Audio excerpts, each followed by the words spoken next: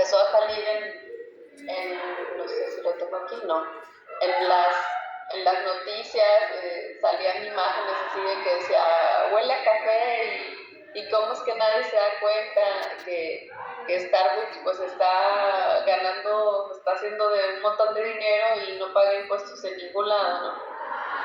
Entonces, bueno, Starbucks había pagado apenas 8.6 millones de libras de impuestos de sociedades en el Reino Unido en más de 14 años, o sea, en tanto tiempo pagó súper poquitito impuesto. ¿Qué es lo que estaba pasando? Pues Starbucks estaba mandando sus ganancias a otros países a través de ciertas transacciones que estaba haciendo entre compañías. Starbucks tuvo ventas por 398 millones de libras en el Reino Unido en 2011, pero no pagó impuestos. Generó más de 3.000 millones de libras en ventas en Reino Unido desde 1998, pero había pagado menos del 1% en impuestos. Y lo que hacía es que estaba reportando pérdidas en cada uno de los últimos 5 años, porque entonces por eso es que no tenían para pagar impuestos. Era una pobrecita empresa que estaba perdiendo, ¿no? Como no podía pagar impuestos. Pero lo que no checaba, no hacía clic, es que pues los ejecutivos estaban muy contentos porque era un negocio muy rentable. Entonces, ¿cómo es que si estás perdiendo puedes estar tan contento de tener un negocio rentable, ¿no? Pues no checaban, y lo que transmitían, lo que daban a conocer en sus informes, era que era un negocio exitoso, rentable, que estaban satisfechos con el rendimiento. Entonces, pues no coincidía el lenguaje con lo que se estaba viendo fiscalmente. ¿Qué fue lo que hizo? Pues que Starbucks lo que estaba haciendo era que estaba enviando el dinero a través de pagos de regalía a otras compañías, partes del grupo, por el uso de la marca. También estaba haciendo compras de café, que pues pagaba muy alto por el precio del café a sus subsidiarias, y también pagaba intereses por préstamos a empresas intercompañías. Entonces eso fue lo que generaba la pérdida a Starbucks. Y pues como les digo, no checaba con las filas y filas que se veían y que se ven en los Starbucks. Entonces, pues todo esto que vemos en estos casos fue parte de lo que llamó la atención de las autoridades fiscales para traer a la mesa precisamente pues la necesidad de abordar el desafío de pues la erosión de la base a través del desplazamiento de utilidades a jurisdicciones de baja o nula tasa impositiva. Hay muchos más casos que pueden ver, que están bastante interesantes y se van a llevar un ratito leyéndolos, pero sí les recomiendo que se puedan meter a estudiarlos, porque les va a abrir un poquito más el panorama de qué se trata todo esto. Esto nada más es para que les haga sentido de qué es y por qué vino este plan de BEPS. Entonces, bueno, pues este plan, pues como vemos, ¿no? A raíz de que el mundo está interconectado, las legislaciones fiscales no van al mismo ritmo de cómo estamos evolucionando, de cómo está avanzando la forma en que la gente vive, la gente consume, la gente genera recursos. Anteriormente pues tenías que estar en un lugar para poder llevar a cabo una actividad económica, y ahora te puedes ir a sentar con una computadora en donde tú quieras y ya estás generando rentabilidad, ¿no? Depende de lo que estés haciendo, obviamente, ¿no? Pero pues anteriormente eso no era posible. Entonces tiene que haber pues un cambio en la cultura, en la forma de hacer las regulaciones para pues que todos puedan entrar a contribuir, ¿no? Porque pues como hemos visto, tenemos la obligación todos de contribuir. Entonces, las corporaciones son globales, el movimiento de los flujos de capital, la economía digital que se disparó de manera exponencial con el tema de la pandemia. Sí, cuando empezaron a hacer todas estas regulaciones de BEPS, ni siquiera soñábamos con la pandemia. O sea, esto empezó en el 12, 13, y la pandemia fue el boom para la economía digital. Entonces, hay como decíamos, muchas lagunas que se encontraban en la legislación fiscal, y pues eso generaba que pues hubiera pues la erosión de la base, ¿no? Socava la equidad y la integridad de los sistemas fiscales.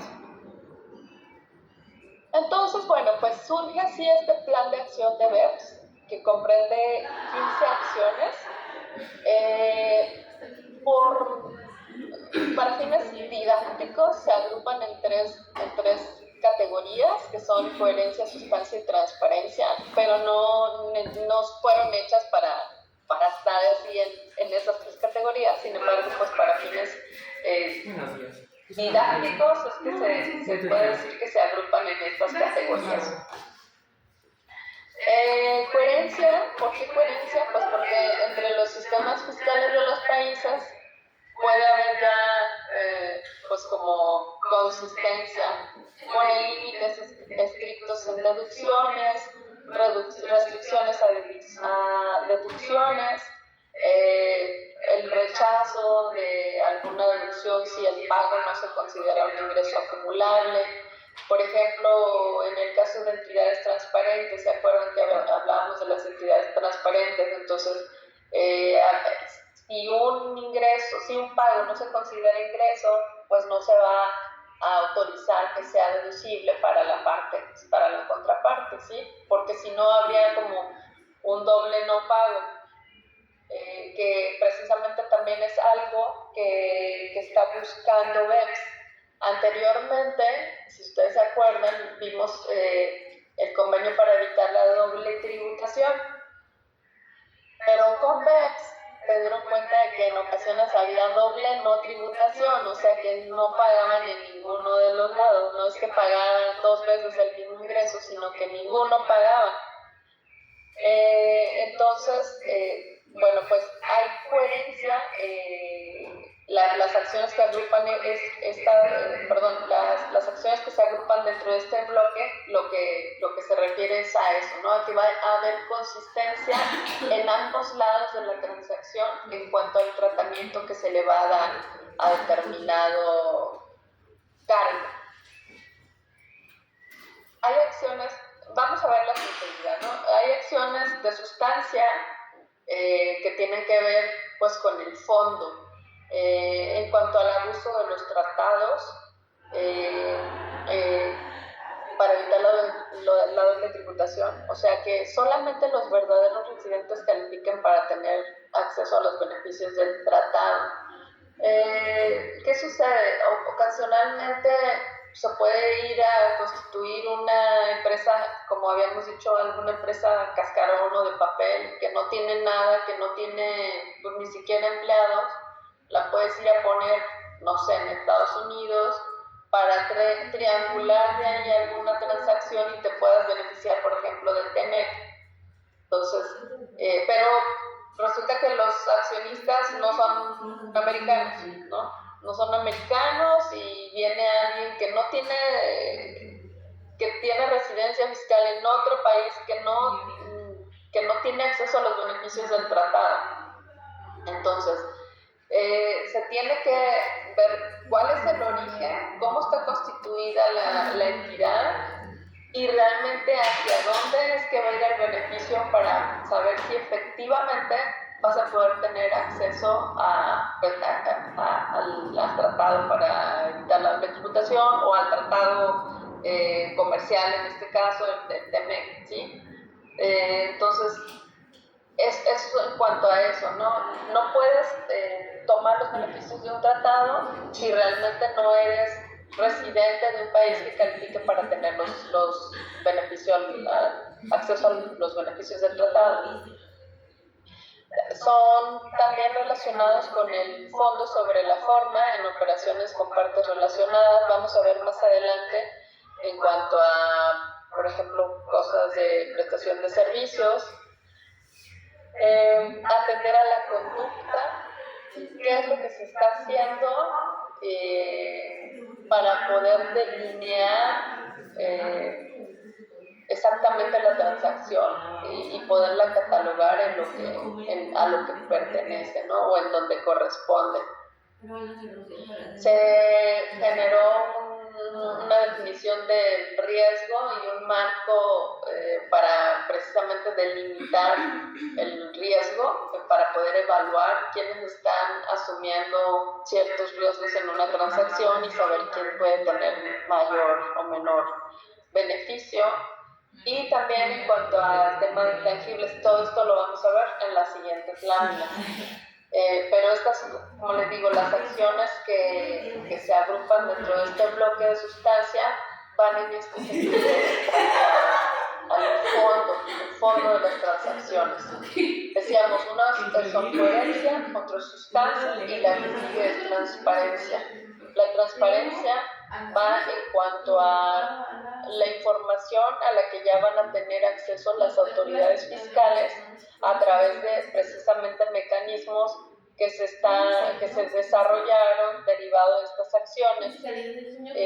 Uno es pues los convenios de intercambio de información e instrumento multilateral que firmaron ya bastantes países, en el que pues lo que se autoriza es que toda la información que tienen las autoridades fiscales que firman ese instrumento pues van a poder cruzarla.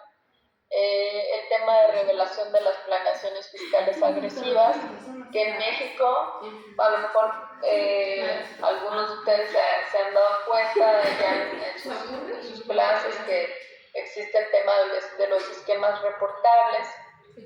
Eso viene a raíz de esto también, que el contribuyente está obligado a decirle a la autoridad fiscal, bueno, pues estoy haciendo una planeación y me la hizo, ¿no? Tienes que decir quién es el fiscalista que te está haciendo la planeación, o el propio fiscalista está obligado a revelar lo que está haciendo y cómo lo está haciendo. A partir de ciertos puntos es que se está obligado a revelar esas planeaciones, o a partir también de ciertos beneficios, pero precisamente viene a raíz de esto.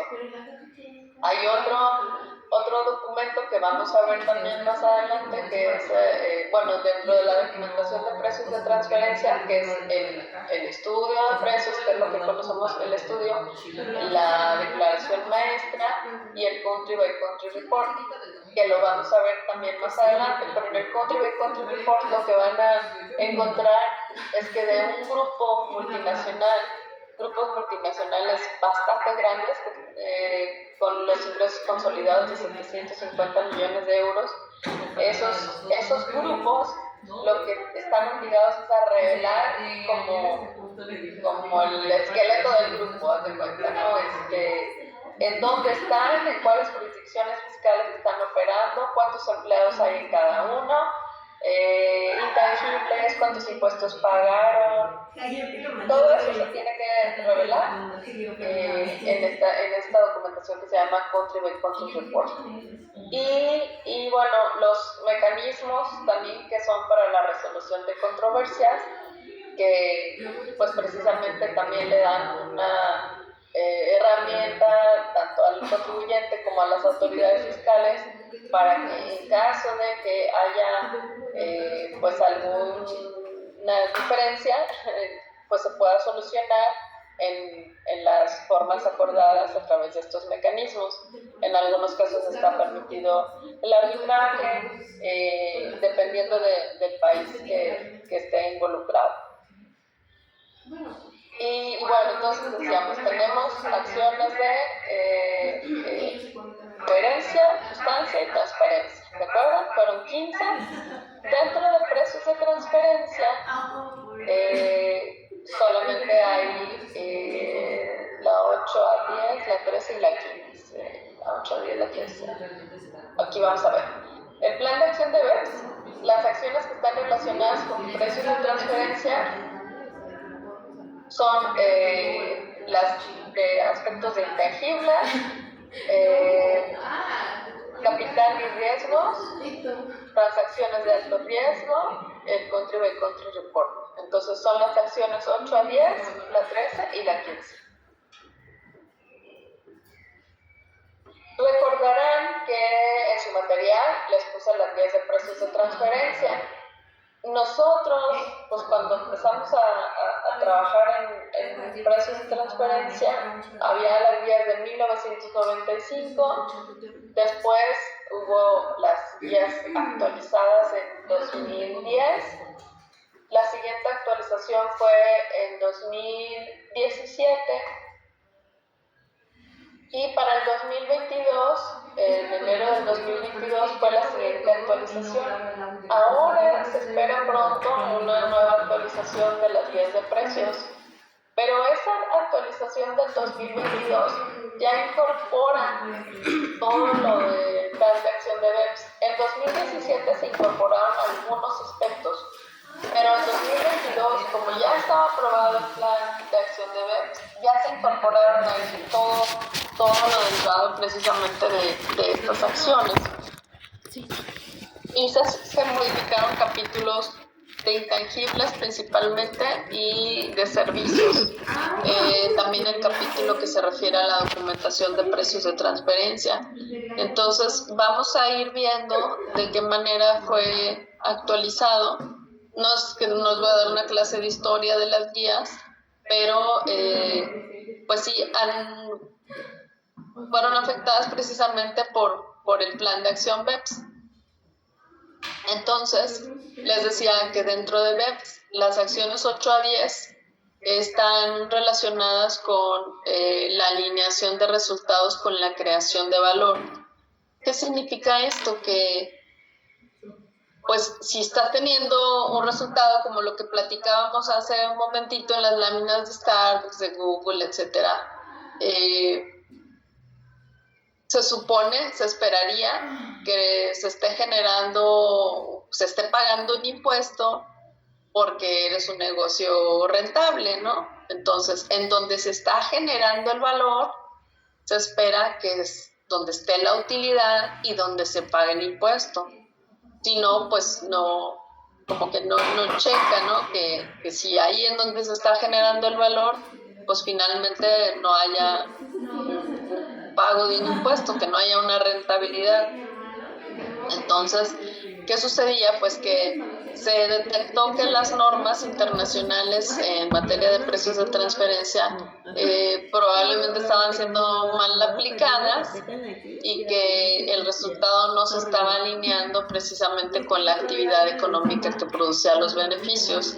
Y estas acciones de la 8 a 10 precisamente lo que buscaron fue alinear que los resultados de precios de transferencia estuvieran precisamente vinculados con la creación de valor.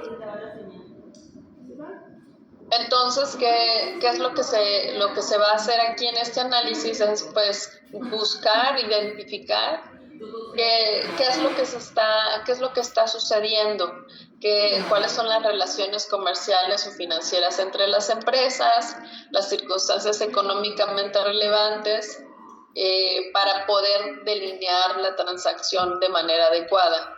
Y una vez que ya está alineada esa transacción, o sea, que yo ya sé exactamente, bueno, esta transacción es, el cliente, el contribuyente me dice que es un servicio, pero resulta que yo voy y reviso toda la documentación. Por ejemplo, Carla trae ahí un tema, reviso toda la documentación y no es un servicio, es una renta. Bueno, pero no nada más es una renta, es un montón de cosas que vienen de fondo. Pero pues a mí originalmente me dijeron que era un servicio, y pues si yo me voy con la finta de que me dijo el cliente es un servicio y no me voy al fondo de la transacción a revisar los documentos, a revisar los registros contables, las facturas, lo que está en contabilidad, pues me puedo quedar con esa idea. Y en la documentación de precios de transferencia lo vas a dejar con lo que te dijeron, pero después te das cuenta que había más cosas. Entonces, una vez que tienes ya delimitada la transacción, o que te das cuenta que no era una, que eran 5, entonces ya vas a poder buscar los comparables adecuados para esa o esas transacciones. Pero por eso es muy importante, primero, delinear la transacción, saber exactamente qué es lo que voy a comparar, porque si no, pues ¿con qué lo voy a comparar? Entonces, si originalmente le dijeron servicio y lo compara con servicios y al rato no, pues fíjate que era arrendamiento, que era servicio, que era intereses, que era no sé qué y que todo está ahí en un pool. Pues no. ¿Qué hicimos? Vimos uno por uno los conceptos y cada tipo de concepto lo vamos a analizar, a comparar con los comparables adecuados, ¿sí? Pero precisamente por eso es importante ir y rascarle a la información para sacar lo que necesitas para poder hacer tu análisis de manera adecuada. Para poder identificar esas relaciones comerciales, o sea, esa transacción, exactamente en qué consiste, cómo debería darse el pago, pues es importante que conozcas el sector en el que opera el grupo, cuáles son los factores que en un momento dado pueden estar afectando a ese sector en particular, a lo mejor económicamente ese sector está pasando por alguna situación particular en ese momento y eso lo tendríamos que documentar en nuestro análisis funcional. Es importante conocer cómo es que está operando el grupo, si es nacional o si es un grupo multinacional, cómo reacciona ante los factores externos que le afectan, para poder también documentarlo, o sea, cómo sus estrategias de negocios, en qué mercados está participando, cuál es la estrategia que están utilizando para poder entrar a ciertos mercados, cuáles son las funciones que tiene cada una de las entidades, activos y riesgos que están involucrados en las transacciones. Y bueno, dentro de todo esto que les decía, la documentación de precios de transferencia, hay un archivo maestro que vamos a ver al ratito de qué se trata, que también ese va a proporcionar un contexto para precisamente en cuanto a cómo funciona el grupo multinacional.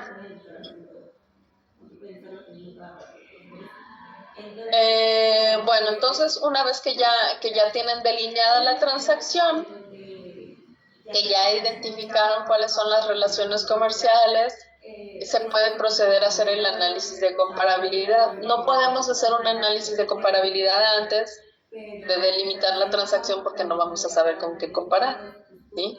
Entonces, una vez que ya está delimitado, entonces vamos a pasar a hacer el análisis de comparabilidad utilizando los factores de comparabilidad que habíamos visto y los vamos a estar viendo así como que al cansancio, que decíamos características económicamente relevantes de la transacción, que ahorita vamos a ver cuáles son esas otra vez para que se acuerden, las circunstancias económicas, términos contractuales, etcétera. Entonces, para poder aplicar el principio de plena competencia o el principio arm's length, es muy importante que se identifiquen esas características económicamente relevantes de la transacción. Que son estas, ¿no? Ya lo habíamos visto y como les digo, las vamos a estar viendo. Ok, bueno, entonces vamos una por una. Ay. Está.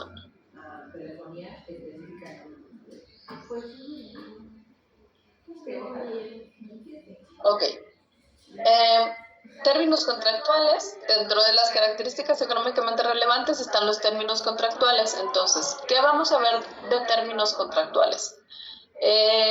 Una transacción es consecuencia de la expresión de relaciones comerciales o financieras entre las partes. Sí, ok, bueno. Puede ser que para esa transacción que se está llevando a cabo intercompañía haya un contrato escrito, pero también puede ser que no haya contratos escritos. Y puede ser que ese contrato de existir no diga nada de lo que realmente se hace en la transacción, pero bueno, dentro de los contratos se establecen obligaciones y derechos, responsabilidades, riesgos y precio. Eso pues es algo que normalmente vamos a encontrar en un contrato.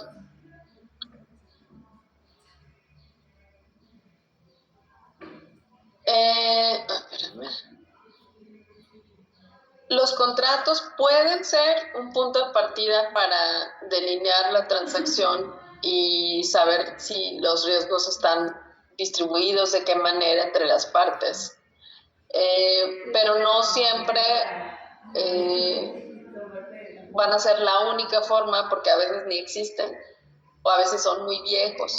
Entonces, y ya no, ni siquiera coinciden con lo que dice o cómo se está llevando a cabo la transacción. Entonces, bueno, es importante sí conocerlos, pedírselos al cliente, analizarlos, pero también ir a hacer su análisis funcional para saber cómo está la parte conductual. También es importante, si no existen términos, si no existen contratos, puede ser que haya políticas que estén establecidas a través de correos, comunicaciones escritas que tenga gente de la compañía. Entonces, si no hay un contrato, pero una transacción se llevó de cierta manera por instrucciones de alguien, pues bueno, hay algo por escrito. ¿Dónde está esa política, ese correo, por ejemplo, hace unos días estuvimos revisando un caso con Elizabeth Rodríguez, estábamos revisando de unas operaciones de compras y ventas, de exportaciones, importaciones de productos, y pues nosotros le preguntábamos al cliente, oye, pero ¿cómo está pactada la operación? ¿Es IF o es FOB o es qué o es XWorks? No, pues todo es IF. Y de repente nos empiezan a mandar correos. No, en este dice que no, en este era XWorks. En este dice que el otro va a pagar su seguro. En o sea, total que para cada cosa era algo diferente. Obvio que no estaba establecido en un contrato, eran comunicaciones que se estaban haciendo al momento que se daba la transacción, que se estaba haciendo la negociación y que pues el de ventas lo veía con el cliente y ya se ponían de acuerdo en correos y ahí decían, pues se va a hacer así y el pago va a ser a tanto tiempo. Te estoy haciendo un descuento, en este producto le estoy perdiendo, o sea, pero todo eso lo fuimos a ver en correos. No estaba en ningún contrato. Y aparte, otra buena, resulta que a la compañía en esos días los cambiaron de sistema, entonces pues muchos correos se perdieron, ¿no? Entonces toda la historia de las operaciones, pues ahí murió. Mucha historia de las operaciones murió. A lo que pudieron rescatar fue lo que nos alcanzaron a dar. Nos ha tocado también en otra compañía que los compró un fondo y pues ellos estaban acostumbrados a que dentro de su operatividad tenían un SharePoint en donde, pues necesito un contrato, pues me meto al SharePoint y ahí está. Pues que las facturas, que las políticas, que todo estaba ahí en el SharePoint. Y resulta que los compra un fondo, dejan de ser parte del grupo en donde estaban porque vendieron a esa empresa y al día siguiente les bajan el switch y ya no hay nada, no hay SharePoint.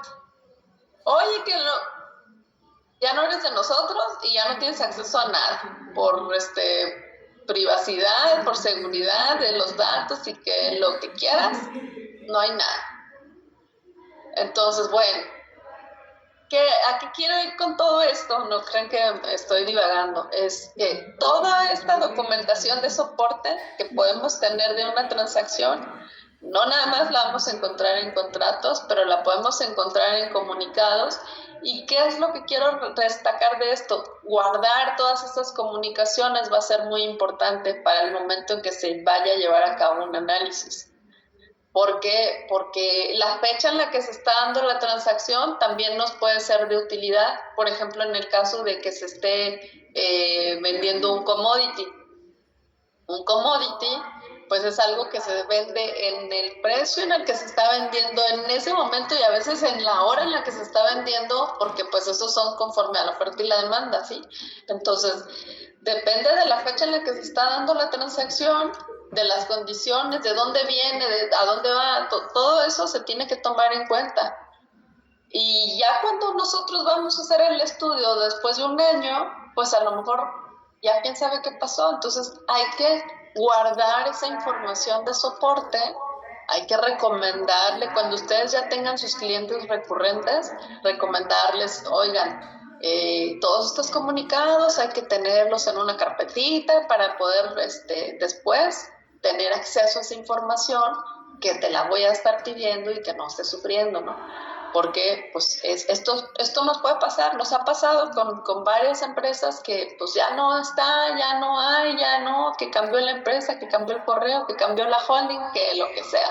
Entonces, pues como una recomendación, cuando ya tengan este tipo de clientes, cuando ya, como les digo, sea algo recurrente, hacer las recomendaciones de que conserven toda esa documentación para poder precisamente revisar, ¿no? Si no hay contrato, no, bueno, pues no, pero ¿cómo fue? No, pues fíjate que esto fue así, esto fue de la otra manera, acá en esta fecha se estableció esta política, bueno, todo está documentado. Tenemos los correos, tenemos las facturas, tenemos los papeles, todo lo que quieras, ahí está, ¿sí?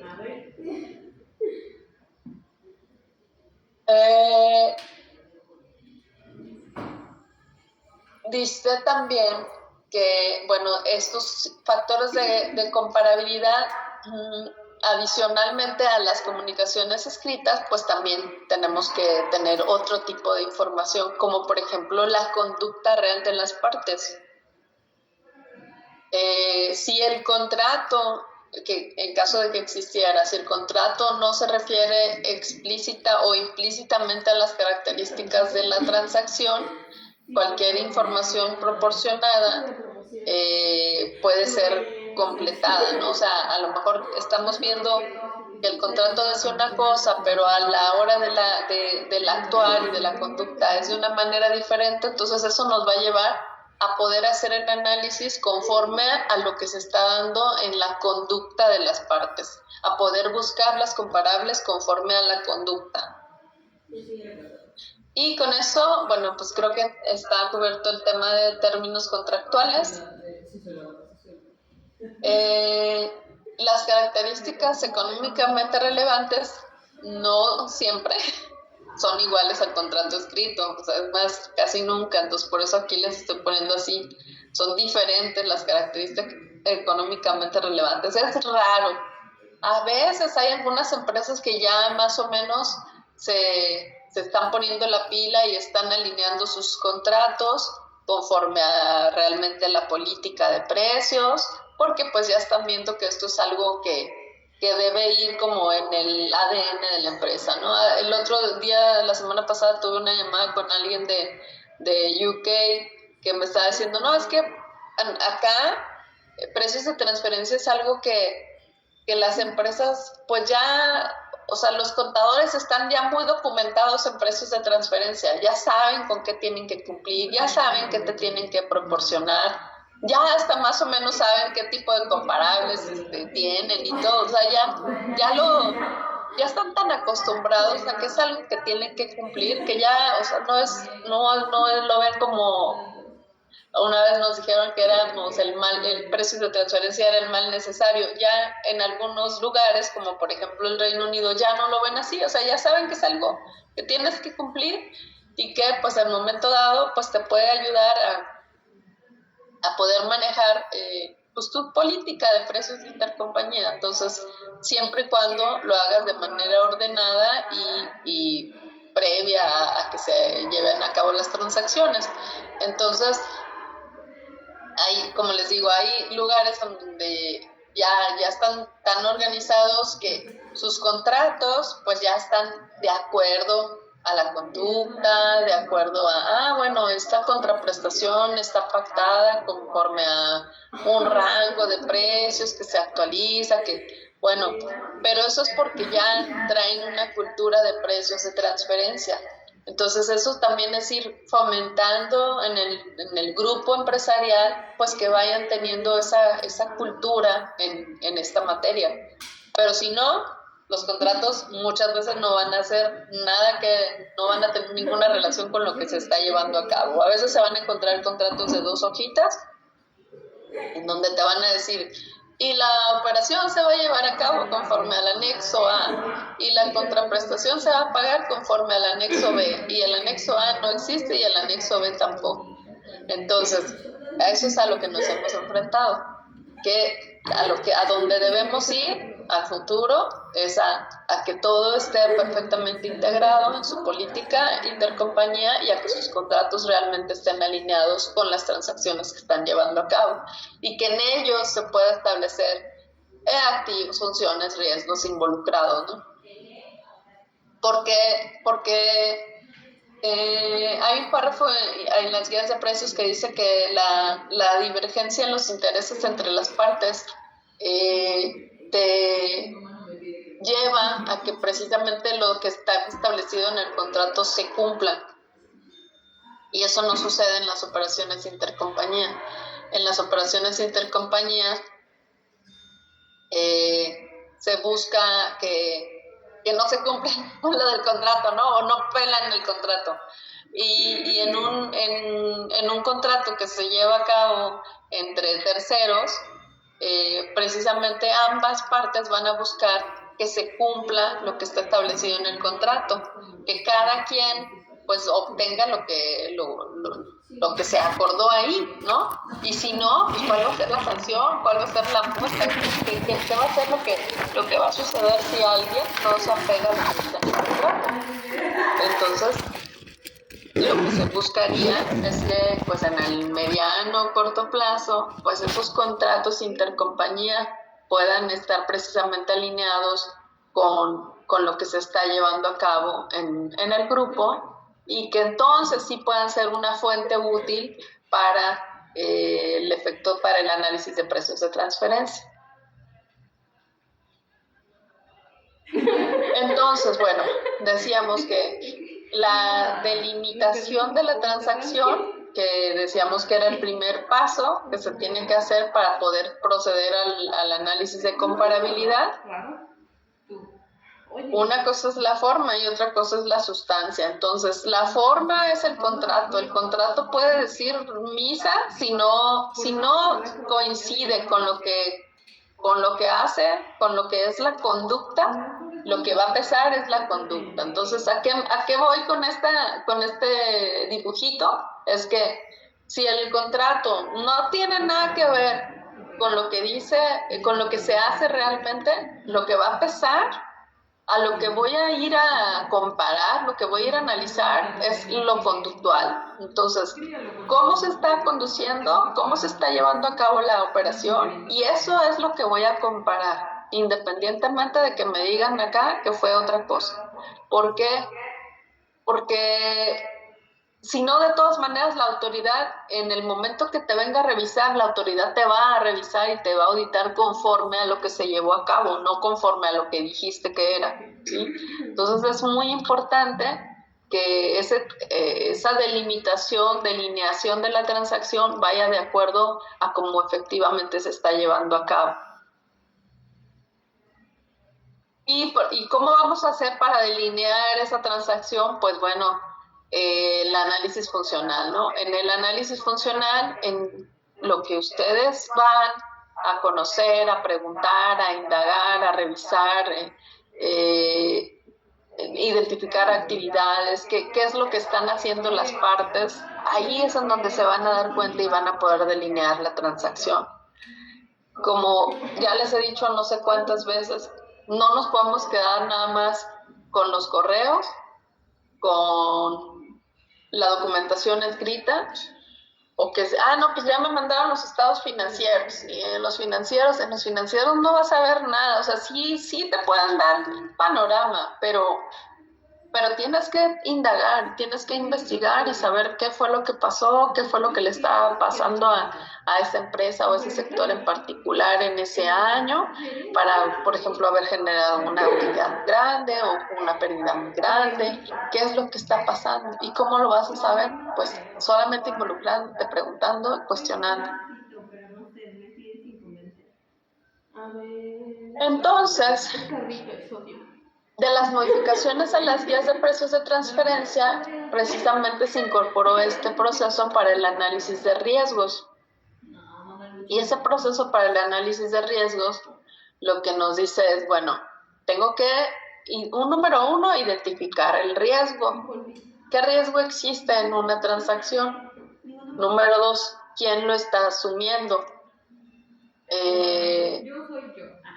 ¿Quién o quiénes están desempeñando funciones de control o de mitigación del riesgo? O sea, ¿hay alguien que esté precisamente asumiéndolos, incurriendo en gastos, por ejemplo, para cubrir o para prever esos riesgos? Esas empresas están asociadas, siguen las condiciones contractuales, la parte que asume el riesgo o ejerce control sobre el riesgo y tiene la capacidad financiera para asumirlo. O sea, el ir viendo cómo está efectivamente la asunción del riesgo es que se le puede asignar tener una mayor rentabilidad a determinada entidad en función a precisamente su capacidad para asumir el riesgo y para poder solventar los gastos que te puede generar cierto riesgo. Si la parte que asume el riesgo en los pasos 1 al 4 no controla el riesgo o no tiene la capacidad para asumirlo, entonces pues realmente esa entidad no está asumiendo riesgos, ¿sí? Entonces tenemos que poder identificar si efectivamente una entidad puede o no asumir riesgos, tiene la manera de controlarlos, tiene la manera de asumir financieramente el riesgo para saber si efectivamente tiene control. Si no, eso puede influir en el precio, ¿sí? Porque imagínense, pues puede ser algo sencillo, en un transporte de una operación de compra-venta de una mercancía. Sucede algo con ese contenedor que están transportando, la parte que vende y la parte que compra. Se va a enviar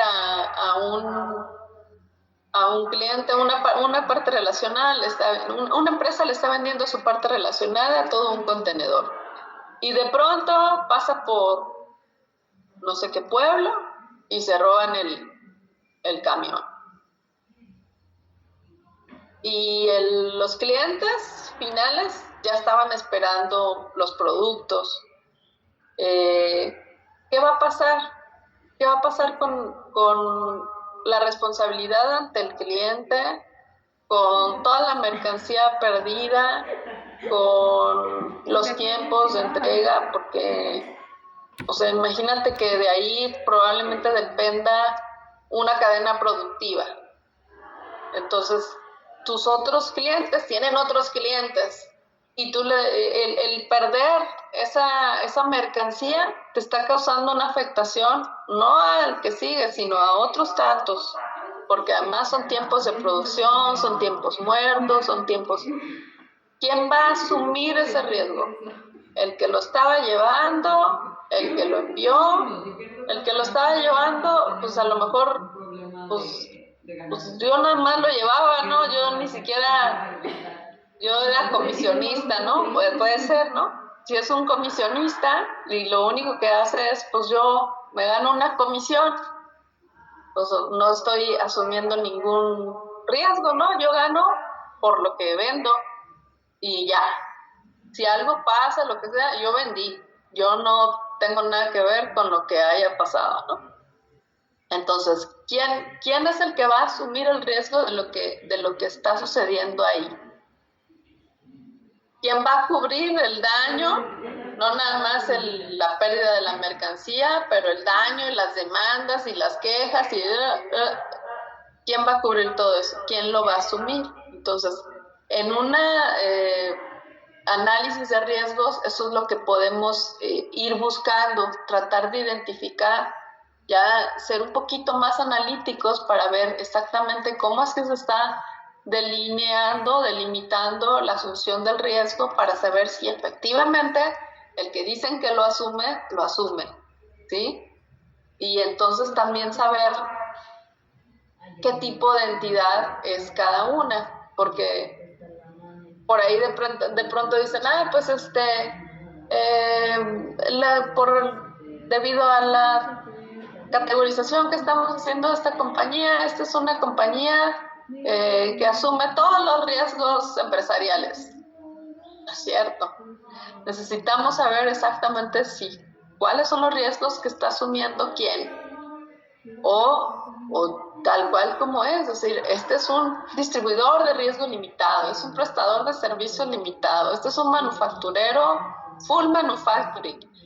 ¿Se acuerdan que vimos unas diagramitas del prestador de servicios, el manufacturero, el comisionista? En función del riesgo que asumen es que tienen una mayor o menor rentabilidad.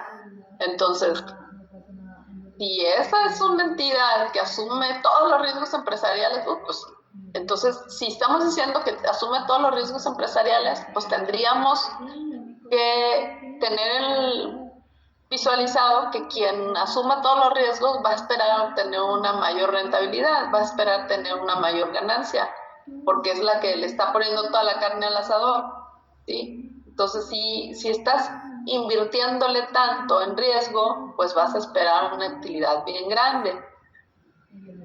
Si no, pues en función al riesgo que asumes, es la ganancia que vas a ir teniendo. Entonces, tenemos que ir visualizar esa correlación que hay entre el riesgo y la generación de valor.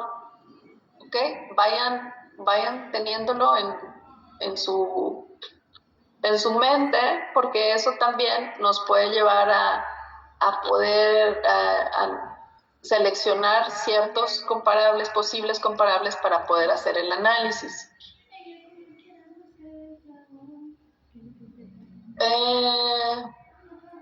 Bueno, pues en cuanto a características de los bienes o servicios, puede haber operaciones de transferencia de bienes materiales y las características que se toman en cuenta, pues es las características físicas, la calidad, la confiabilidad del bien, el volumen. En cuanto a prestación de servicios, cuál es la naturaleza del servicio y el alcance, si se requiere de alguna especialización técnica. Y en el caso de intangibles, depende de qué tipo de intangible sea, la duración y protección del intangible y el beneficio previsto del uso de esos intangibles. Ahorita ya pronto me voy a callar y los voy a poner a que ustedes platiquen, pero necesito darles todos los fundamentos.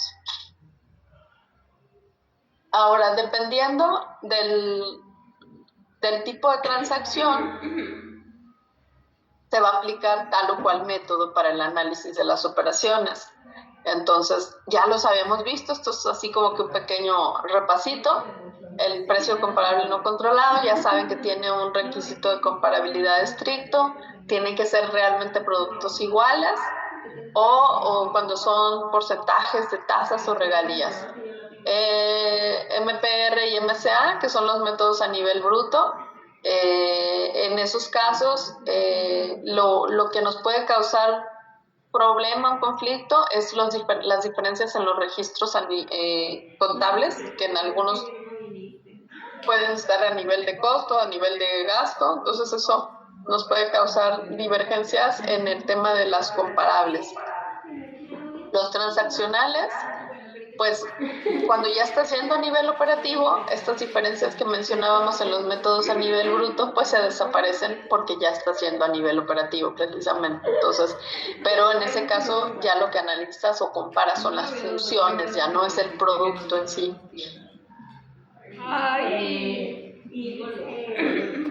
Entonces, bueno, otras características, otro factor de comparabilidad, las circunstancias económicas, en dónde está ubicado, el tamaño de los mercados, la extensión de la competencia, la disponibilidad de los bienes o servicios.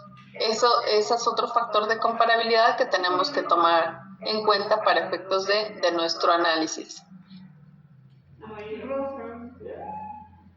Entonces, teniendo ya delineada la transacción, ubicados los factores de comparabilidad, es que entonces ya vamos a poder ir a buscar empresas, operaciones comparables para poder hacer el análisis. En los ejercicios que estuvimos trabajando en clase, que yo les envié algunas empresas potencialmente comparables y que ustedes estuvieron revisando ya, en algún caso vieron las descripciones de negocios y estuvieron conforme a lo que decía esa narrativa, aceptando, rechazando ciertas empresas. ¿Se acuerdan que le dije, creo que fue a Ana, no puedes estar escogiendo, porque me acuerdo que dijeron, ay, pues vamos a escoger todas las que tengan el 5%. No podemos escoger las que tengan el 5%. Tenemos que escoger o seleccionar las que vayan de acuerdo con la actividad que estamos analizando. Si escogemos las que tienen el porcentaje, pues te haces tonto solo realmente, ¿no? O sea, si buscamos exactamente algo que vaya de acuerdo con el margen que traemos, pues realmente no vas a poder validar si estás dentro del rango. Bueno, sí, vas a estar dentro del rango de las que escogiste. Pero ¿qué va a hacer la autoridad cuando te venga a revisar? La autoridad va a correr una búsqueda, va a seguir un procedimiento estadístico en el que va a decir, bueno, todas estas empresas se encuentran dentro de esta categoría. Vamos a seguir un criterio de filtro de información para poder llegar a cierto grupo de comparables y entonces vamos a hacer el análisis. Si ya teníamos uno en el que decíamos sí, pero no seguimos la mecánica para poder llegar a ese set, pues la autoridad muy fácilmente te puede ajustar. Sin embargo, si sigues con la mecánica de los pasos para poder aceptar o rechazar comparables y lo dejas documentado, pues va a ser más difícil que te rechacen una búsqueda, te rechacen un set, porque pues lo hiciste pues conforme a by the book, ¿no? Lo que debería ser, conforme al deber ser. Entonces es muy importante poder seguir el procedimiento adecuado, dejarlo documentado. Bueno, busquen estos códigos, descarté porque había empresas que tenían, decíamos en las clases pasadas, que tenían pérdidas recurrentes, que tenían activos intangibles cuando la empresa que yo estoy analizando no tiene activos intangibles, que tenían inversiones en investigación y desarrollo cuando la empresa que yo estoy analizando no tiene. Entonces voy descartando empresas que no son comparables a la mía y de ahí me van a quedar otras tantas. Esas tantas ya vamos a ir leyendo las descripciones de negocios para ver si alguna la acepto, la rechazo y entonces ya me va quedando cada vez más pequeña la muestra y entonces sí hago mi cálculo de mi rango intercuartil, ¿sí? Pero es muy importante poder seguir el procedimiento para que sea replicable y en un momento dado la autoridad fiscal pues pueda llegar al resultado que tú le dijiste que llegaste, ¿sí? y no te cuestione. Entonces, eso fue en cuanto a la delimitación de riesgo. Dentro de las acciones de BEPS también hablábamos de que se incorporó un capítulo relacionado con intangibles. Intangibles, conforme a las guías de precios de transferencia, dice que es algo que no es un activo físico o financiero, que puede ser poseído o controlado para su uso en actividades comerciales y cuyo uso o transferencia sería compensado si hubiera ocurrido en una transacción entre partes independientes en circunstancias comparables. Es muy importante la definición así tal cual. Dice, es algo que puede ser poseído o controlado para su uso en actividades comerciales y cuyo uso o transferencia sería compensado. Entonces, si algo no puede ser poseído o controlado, entonces no podría entrar en la definición de intangible. Tenemos que tener cuidado porque aquí más adelante lo que nos dice es que puede que esta definición se contraponga con otras definiciones que hay de intangibles, pero para efectos de precios de transferencia, esta es la definición que va a jugar, ¿sí? En los análisis, en los estudios, en la documentación de precios. No se trata aquí de centrarte en una definición jurídica o contable. Esto es para poder delinear la transacción y ver si la contraprestación que se está obteniendo por el uso, por la explotación de un intangible está alineada con la creación de valor. Entonces, por eso es que es importante tener el conocimiento de esta definición de intangible, que probablemente se puede contraponer con otras definiciones, pero esto solamente para efectos de delinear una transacción y ver, determinar un valor justo de mercado para efectos de esa transacción que se pueda dar intercompañía.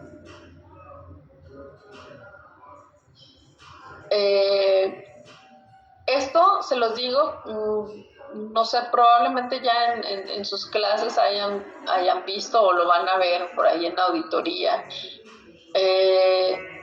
No siempre los activos intangibles que existen dentro de la panza de la empresa están reconocidos.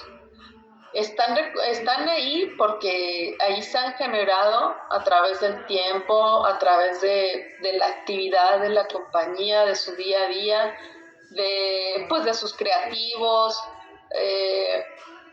pero a veces ni siquiera es algo que fueron y registraron al Instituto Mexicano de la Propiedad Industrial. O sea, no es algo como tal que tengas un título o una patente de que hay algo ahí, pero ahí está.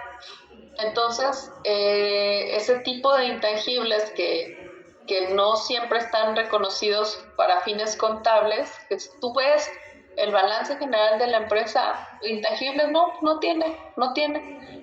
Pero si un día de mañana esa empresa se vende, ciertos intangibles que existen ahí le van a dar valor a la empresa porque ahí están. Entonces es muy importante poder identificar si hay algún intangible de esa naturaleza, que se le pueda dar ese valor, que se le pueda conceder el uso para que se reconozcan esos intangibles que en momento dado existan. Como dice aquí, no obstante, esos intangibles pueden utilizarse para generar valor económico significativo y pueden ser necesarios para fines de precios de transferencia. Entonces, es muy importante que se puedan identificar ese tipo de intangibles que en momento dado existen dentro de la empresa.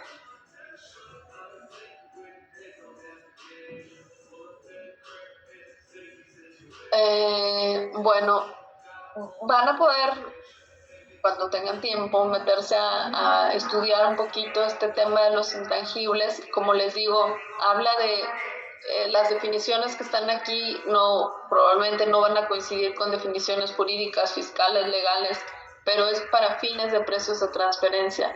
Y también va a haber algunos comentarios que se pueden contraponer en cuanto a en el Tratado para evitar la doble tributación, el artículo 12, que se refiere a regalías o cánones que les había dicho, bueno, las regalías pues normalmente se pagan por cuando te conceden el derecho a explotar un intangible.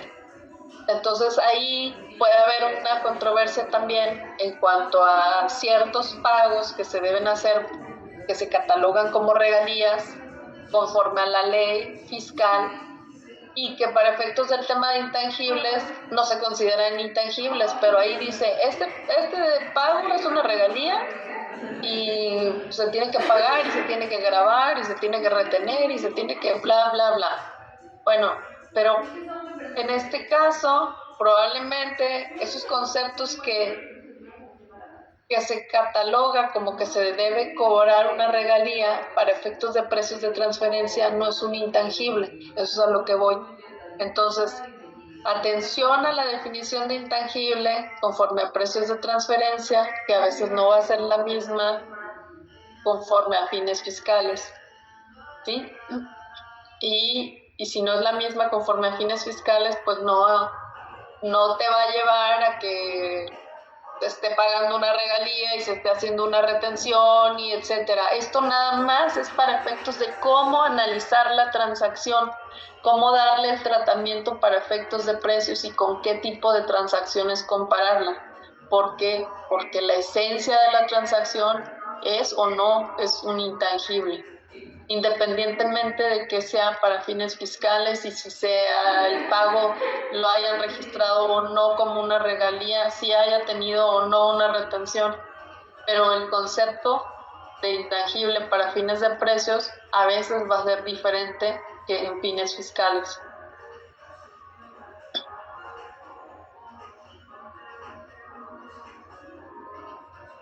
Profe, Mande. y ahí, bueno, ¿cómo te guías para saber si es intangible o no? O sea, si dice que ahí difiere, ¿cómo te guías? Mira. No sé si me explico con la pregunta. Sí, las guías te dan una orientación en cuanto a qué tipos de intangibles hay. Que mira, ellos establecen esta categoría que son intangibles de marketing, intangibles de negocios, intangibles únicos y valiosos. Entonces, dentro de esa categoría están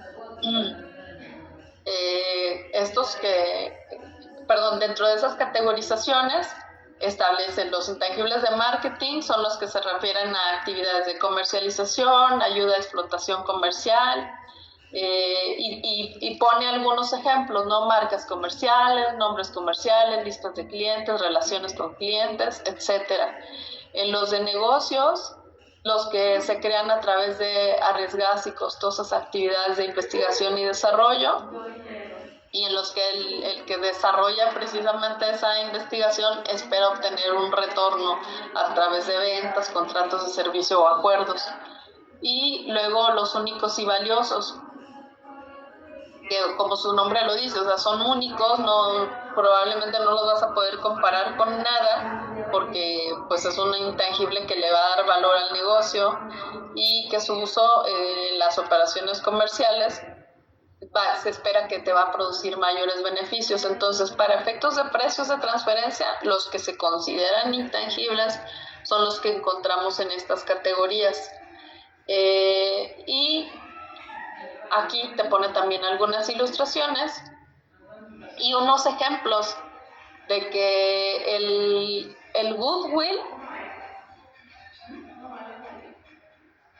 por ejemplo, una licencia o un derecho limitado o las sinergias de grupo no se considerarían intangibles cuando no pueden ser poseídos o controlados. ¿Se acuerdan cuando vimos al inicio la definición de precios de transferencia? Entonces, aquí un tip que te puede dar, tú tienes que saber si ese intangible puede ser poseído o controlado. Si no puede ser poseído o controlado, no va a ser intangible para precios de transferencia, ¿sí? Ojo ahí. Con eso ya te puedes dar pues cierta orientación y, como te digo, consultar las guías exactamente en este capítulo para ver la categorización de los intangibles y ver cuáles se consideran para efectos de la materia. ¿Sí? Sí, profe, gracias. De nada. Ahora, bien, en el caso de intangibles, precisamente derivado de todas estas modificaciones a las guías, viene un concepto, se incorpora un concepto nuevo que se conoce como DENTE.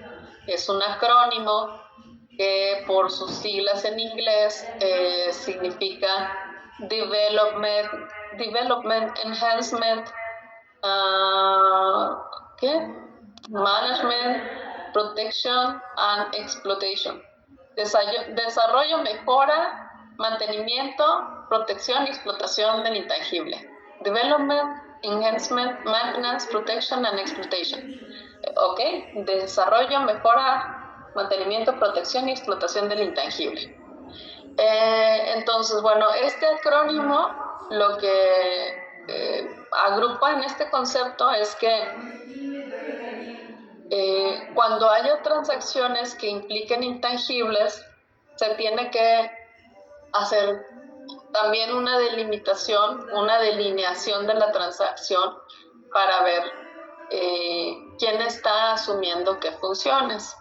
Vamos a ver de qué se trata. En ocasiones, el dueño del intangible no es el mismo que, o sea, el dueño legal es el que va y registra el intangible ante el INPI, en su caso en México. No necesariamente es el mismo que el que le da vida a ese intangible.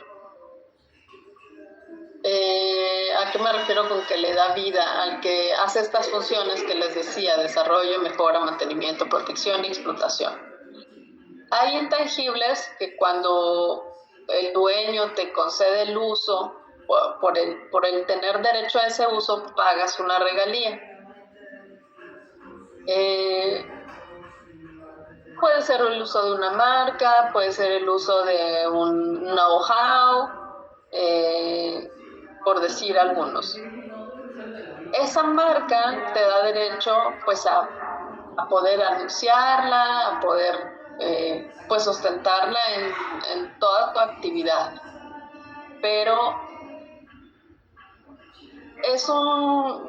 actualmente la autoridad fiscal cuestiona que, por ejemplo, si tú estás pagando por el derecho de utilizar una marca, al dueño de esa marca, después tengas gastos de publicidad de esa marca. Entonces, bueno, dentro de mi estructura contable, dentro de mis costos y gastos, tengo gastos de publicidad, pero pago una regalía. Entonces, la autoridad fiscal ahora cuestiona esas deducciones que en momento dado se hagan por esa publicidad que estoy contratando para hacer que esa marca se reconozca y que esté en la mente del consumidor.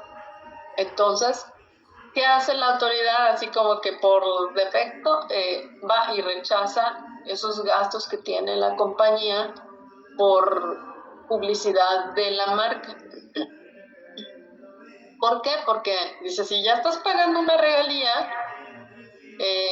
pues el dueño de esa marca es el que debería estar haciendo esas funciones de desarrollo, mejora, mantenimiento, protección y explotación del intangible. Y dentro de ello va precisamente el darle la publicidad a la marca. O si no, o sea, si tú vas a gastar en eso, entonces te tiene que retribuir. El dueño legal del intangible te tiene que retribuir por ese beneficio que tú le estás haciendo a su intangible, ¿sí? O entonces una de dos, o ok, haces el gasto, pero él te tiene que pagar por lo que tú estás haciendo en beneficio de su marca. O te tiene que pagar, que te tiene que cobrar una regalía más bajita. ¿Por qué? Porque para la autoridad fiscal, en estos casos no se encuentra en la misma persona el dueño legal y el dueño económico del intangible.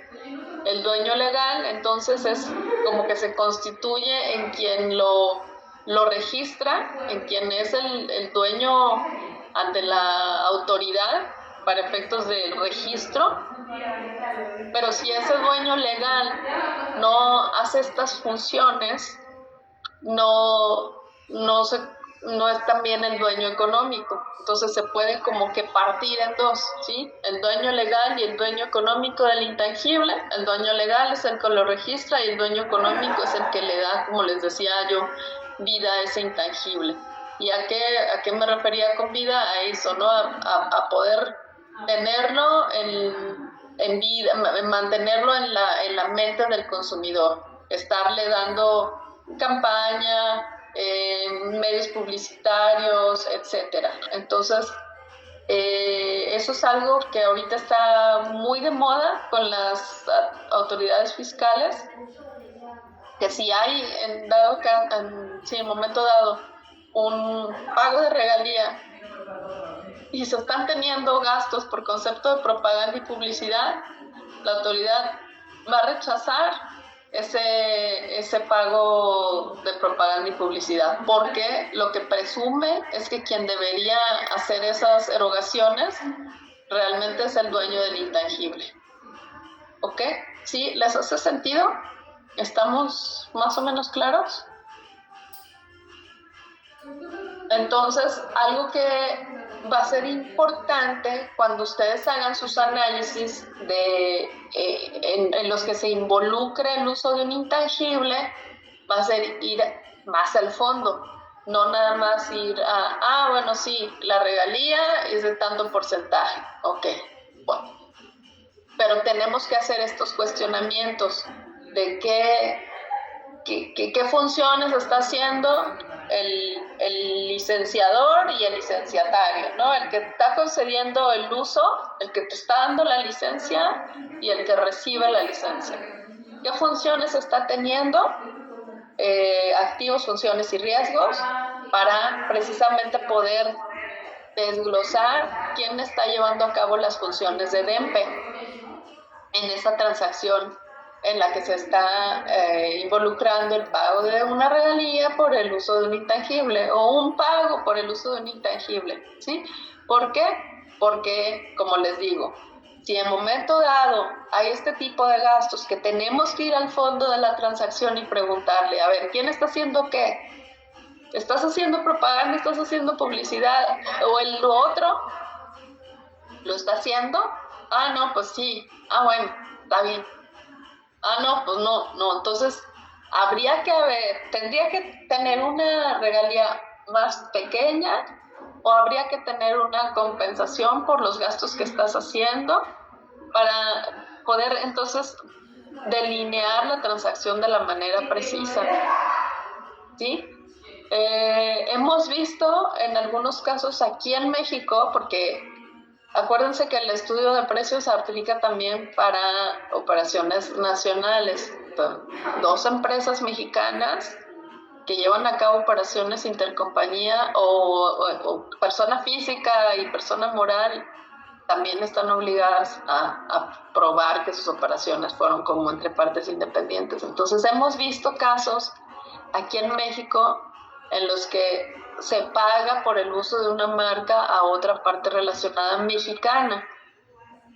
Entonces, independientemente de que no es un pago que se va al extranjero, no hay por qué hacer una retención, ok, eso no tiene nada que ver, decíamos que esto no es para fines fiscales, pero esa entidad mexicana que tiene registrado el intangible a su nombre, ¿es una empresa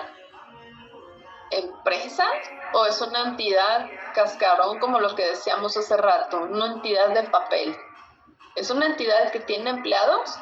que tiene un área de mercadotecnia, que está haciendo ella todos esos erogaciones y dándole la publicidad y haciendo las campañas de ese intangible para que el otro lo utilice, o quién está haciendo las campañas. Eso lo tenemos que cuestionar en los análisis funcionales que hacemos.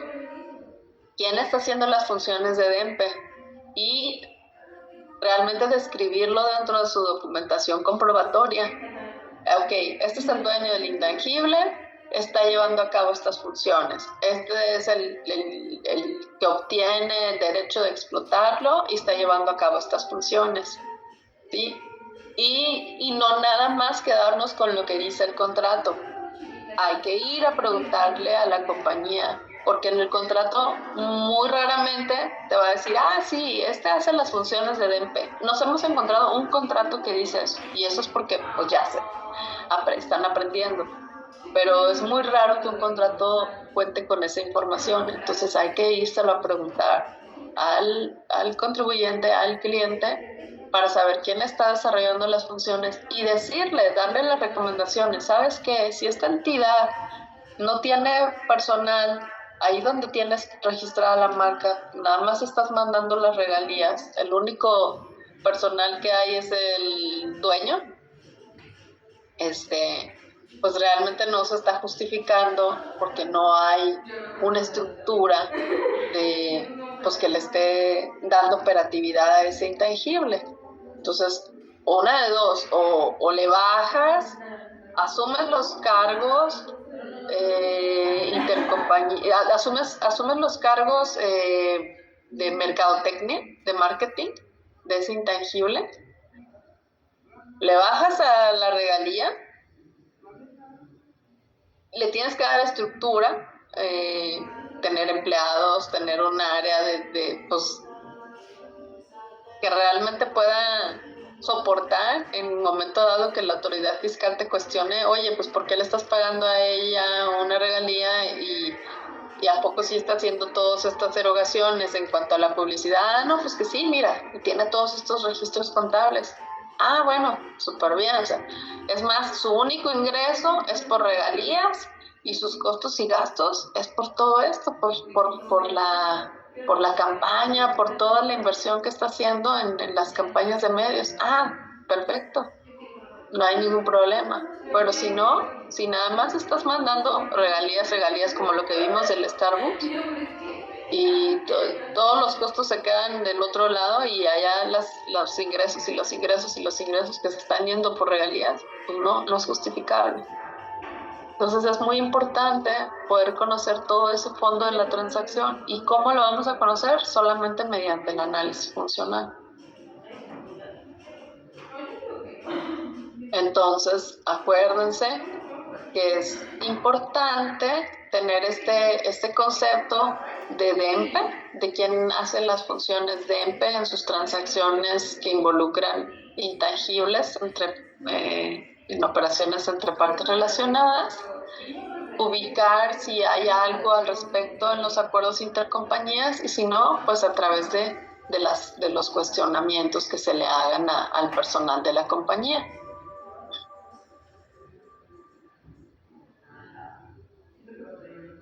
Eso en cuanto a intangibles. El último grupo que vamos a ver ahorita es este tema de los servicios. Servicios intragrupo, que también fue algo que se incorporó a esa última versión de las guías de precios de transferencia. No les quiero aburrir demasiado con esto de los servicios, pero es importante también este concepto de la prueba del beneficio o el benefit test, que lo van a ver así en sus guías de precios. Son preguntas que se tienen que cuestionar y que le tienen que cuestionar a su cliente para efectos de saber si se justifica o no que haya un cargo intercompañía por prestación de servicios. Es muy común que en operaciones intercompañía se den cargos por servicios, que de repente le llegue una factura a a la entidad, por ejemplo, aquí en México, a la subsidiaria, que le llegue un cargo intercompañía por un management fee. Y son cargos que a veces son mensuales, a veces son trimestrales o al final del año, por ahí el 28 de diciembre, ¡pum!, ahí llega la facturota por todo el año del management fee. Y tú le preguntas al cliente, oye, ¿y de qué es esto? ¿En qué consiste el servicio que te dan? Pues es la factura que nos mandan del corporativo todos los años, todos los meses. Y pues ahora llegó de más y ahora llegó de menos y ya, o sea, eso es lo que te alcanzan a decir. No es, a veces no es realmente de su pleno conocimiento que les están cobrando ahí. A veces o ellos indagan y no les quieren decir, o les dicen, no, pues es por los gastos del corporativo. Bueno, pues ya.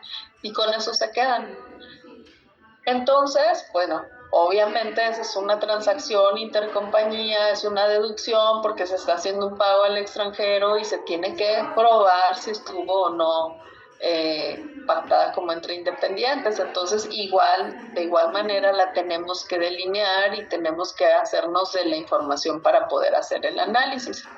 Entonces, las preguntas que nos tenemos que hacer y que le tenemos que hacer al cliente es, bueno, esa actividad le está proporcionando a la empresa un valor económico o comercial para mejorar o mantener su posición comercial. O sea, ¿realmente te está generando un beneficio el recibir ese servicio?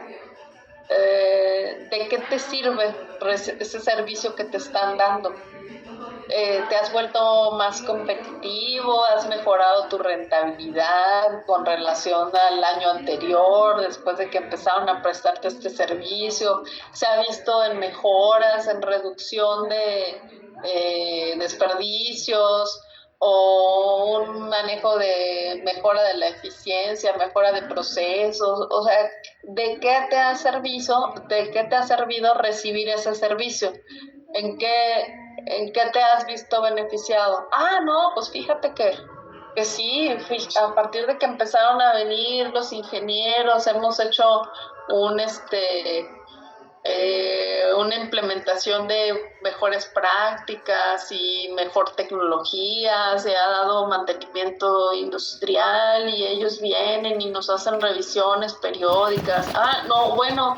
Pues es que fíjate que se está implementando un ERP y con eso pues ya estamos mejor organizados, ya tenemos todo centrado en un mismo sistema y lo podemos consultar ahí. Bueno, ok. Pero si no saben ni de qué es, pues para empezar. Ahora, otra pregunta es, ¿una empresa independiente en circunstancias comparables hubiera estado dispuesta a pagar por la actividad?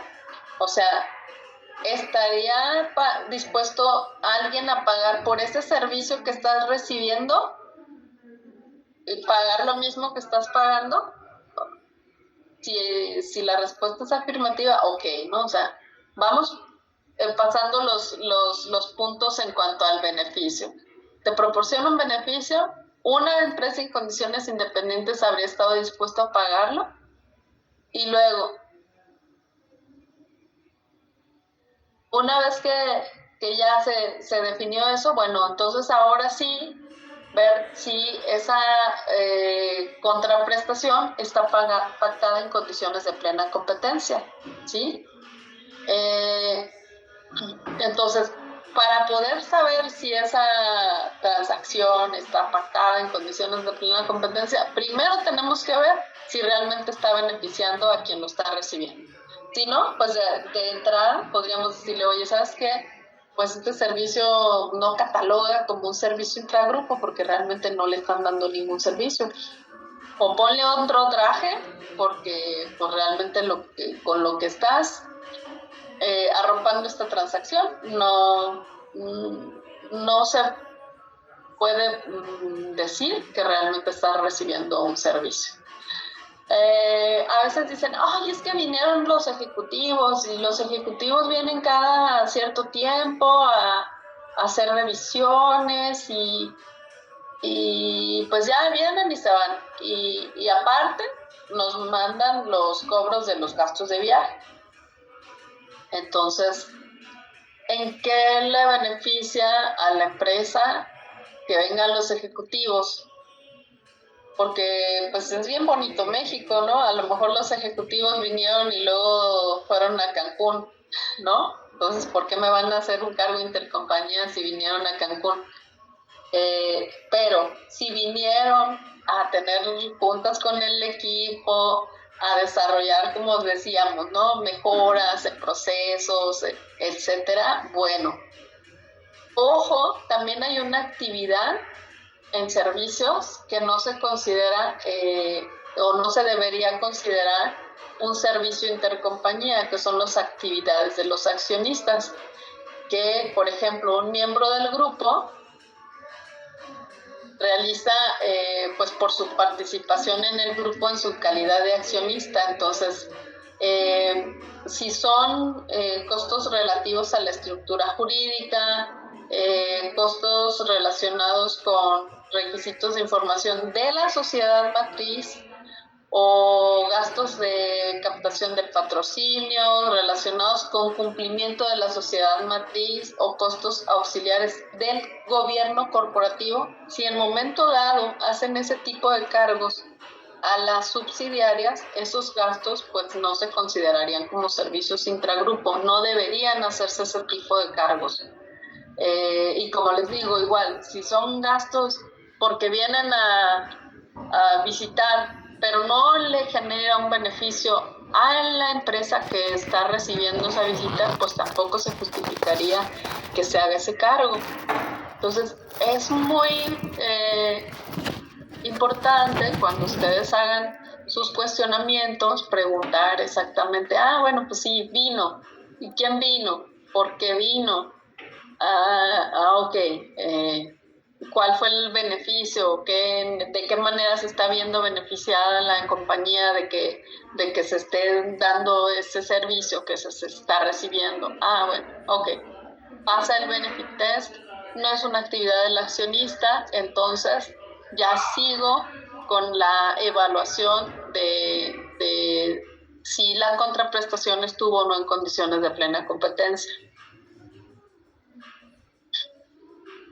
Hay algunos otros servicios que se pueden considerar, no son servicios, perdón. Hay otro concepto que se conoce como un beneficio incidental, que es en algún momento un servicio intragrupo que se puede dar, por ejemplo, un accionista que tiene pues participación en varias entidades del grupo, le puede generar un beneficio a cierto miembro del grupo. Por ejemplo, aquí nos está dando una descripción. Dice, si analizar la cuestión de si reorganizar el grupo, adquirir nuevos miembros o terminar una división, en momento dado, eso le puede generar algún beneficio a un miembro del grupo. Pero como es un beneficio incidental, o sea, no es algo que se buscaba que le generara una rentabilidad a una compañía, pues no debería haber un cargo de ese miembro del grupo a las filiales o a las subsidiarias por ese beneficio que se está dando, como decíamos, de manera incidental, o sea, solamente porque eres parte del grupo y que en momento dado te benefició, no tengo por qué cobrártelo, ¿sí?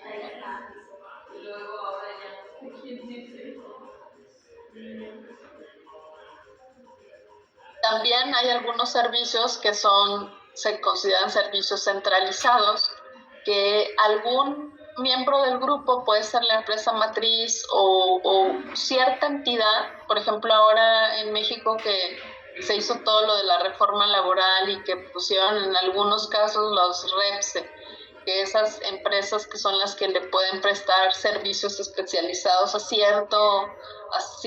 otras entidades del grupo.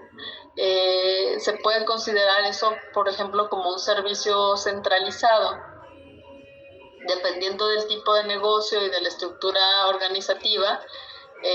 pero como dice aquí, pueden incluir servicios administrativos, planeación, coordinación, presupuesto, etcétera. Entonces, esos servicios que están centralizados en una entidad del grupo y le puede prestar servicios a varias, ¿sí? Entonces, en esos casos, pues eso es una cierta ventaja que se puede tomar para economizar, ¿no? Pues porque puedes tener esa entidad que está pues prestándole servicios a varias entidades del grupo.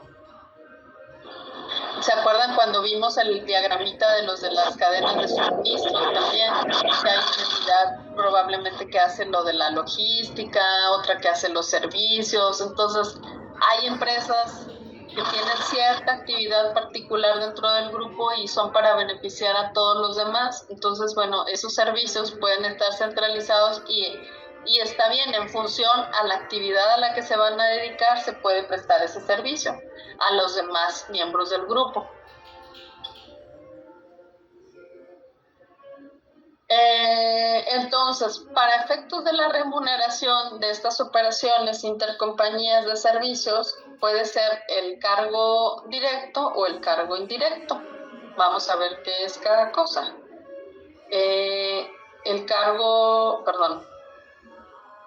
Hay un enfoque que precisamente es como de la novedad que hay dentro del capítulo de servicios de las guías de precios de transferencia, en el que se encuentra un enfoque simplificado para servicios de bajo valor agregado y nos proporciona un listado de qué servicios se pueden considerar como servicios de bajo valor agregado para que se puedan catalogar dentro de este enfoque. Entonces, pueden ser servicios que preste más de un miembro o más de un miembro del grupo multinacional, que pueden ser de naturaleza solidaria, no forman parte del core business, o sea, no es la actividad principal. Es muy importante aquí que para que pueda catalogar como un servicio de bajo valor agregado no sea la actividad principal de la empresa que está prestando el servicio, ¿sí? Si es su actividad principal, no la podemos catalogar dentro de este enfoque simplificado. No se requiere el uso de activos intangibles únicos y valiosos y tampoco ese servicio va a conducir a la creación de activos intangibles únicos y valiosos. No involucran la asunción de riesgos significativos, ni tampoco van a llevarte a crear un riesgo significativo.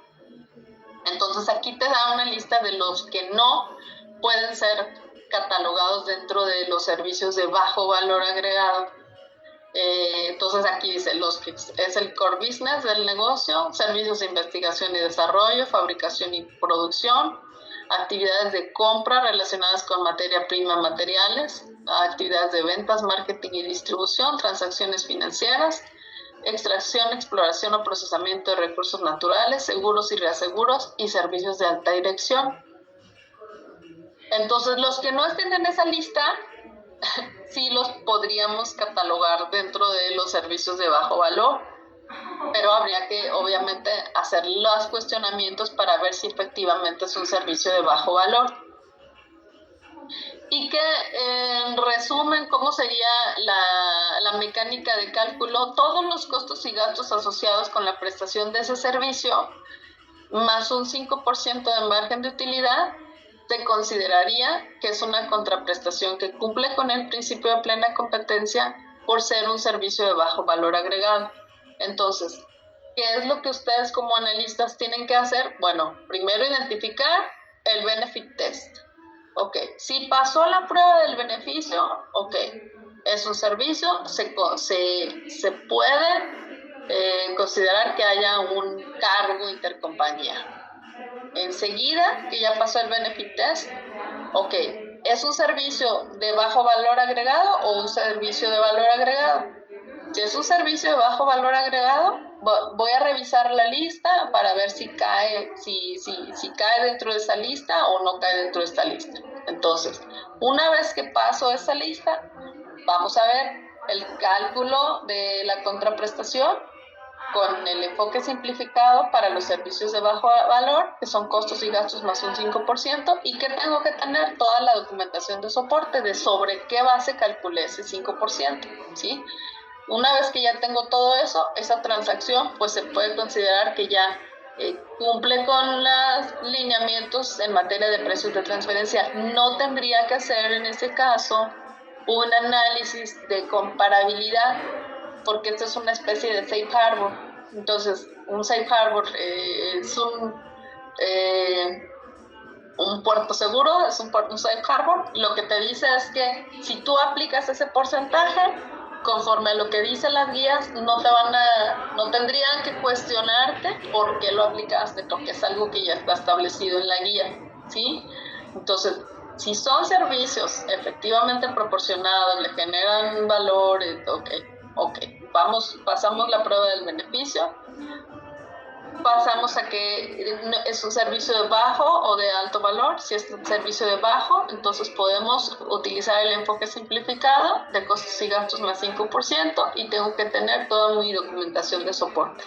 Si no paso por la prueba de servicio de bajo valor, entonces sí hago mi análisis de comparabilidad, buscando empresas comparables que desarrollen actividades similares y correr toda la búsqueda y el cálculo del rango intercuartil y el margen de utilidad en la compañía analizada, ¿ok? Entonces, hasta aquí, bueno, ya vimos BEPS, lo relacionado principalmente con precios de transferencia. Todavía nos falta la documentación de precios, pero ya vimos intangibles y servicios de bajo valor. Ahora, en sus casos prácticos que se llevaron, que son con lo que vamos a trabajar para el final, deben detectar si hay ahí algo en cuanto a servicios de bajo valor agregado, en cuanto a intangibles, posibles de intangibles, en cuanto a indagar, en ese caso, si hay intangibles, qué tipo de funciones hay, si hay funciones de EMPE, si hay funciones que... Eso, aparte de las operaciones que están claramente descritas, en donde te habla de que tenemos centros de distribución y centros de producción y que los centros de producción le entregan la mercancía a los de distribución. Entonces, necesito que se metan a su caso. A ver, vengan a la pantalla, prendan sus camaritas. Necesito que se metan a su caso, que empiecen a hacer su análisis, y ahorita les voy a dar un espacio precisamente para que puedan trabajar y empiecen a hacer sus cuestionamientos, su lista de preguntas de lo que le solicitarían y le cuestionarían a la gente, al cliente, para poder hacer su análisis funcional. Entonces, a ver, al principio de la clase estaba diciéndole a Miel que en su equipo estaban solo 3 personas y había 2 compañeros sin equipo. Entonces necesito que esos compañeros sin equipo se integren con el equipo de Miel, en el que nada más había 3, para que ya queden 5 y todos los equipos nos queden de 5. Y profesora, mande. Creo que yo estoy con Miel, pero ya estamos 5. Creo que no le enviamos los nombres. Ah, ok. ¿Y quién en los 5 está Yareli? Sí, Yareli y José Antonio. Ah, ok, excelente. Entonces ya estaban integrados. Muy bien. Entonces sí, nada más envíenme su listita, por favor, para pues ya tener los equipos completos. La maestra, mande. Faldo, yo de equipo. ¿Tenía uno? ¿Puedo integrar a ese? Bueno, con el que más o menos estaba. ¿O usted me integra en uno? No, ya estabas en uno, ¿no? Bueno, no, ya había preguntado a un equipo y me habían dicho que sí, que nada más era que usted me autorizara. Entonces, pues no sé. ¿A quién, en cuál equipo preguntaste? Con a ver, espérame, a ver cómo se llama.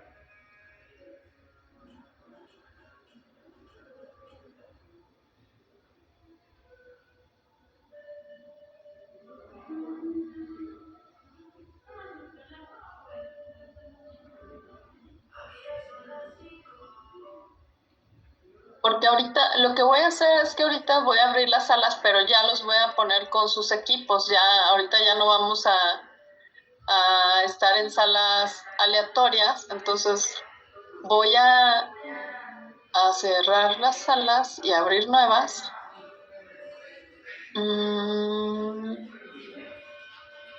Pero eso me puede demorar un poquitito de tiempo porque tengo que clasificarlos. Entonces,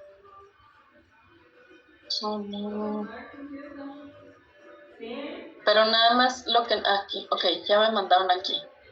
Bueno, entonces ahorita lo que voy a hacer es, como les digo, asignarlos ya aquí. ¿Sabes? ¿Dónde puse lo de los colores? ¡Ay, Dios mío! ¿Dónde los dejé? Colores.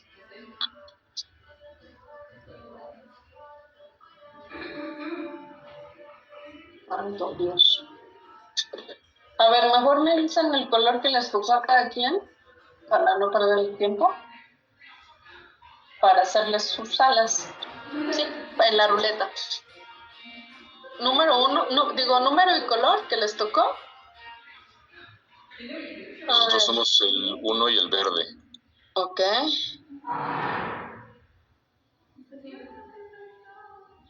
El 2, ¿quién fue? Gracias, Iván.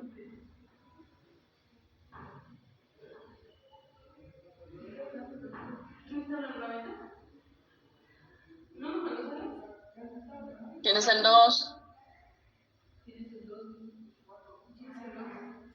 ¿No hay nadie del 2? Válgame.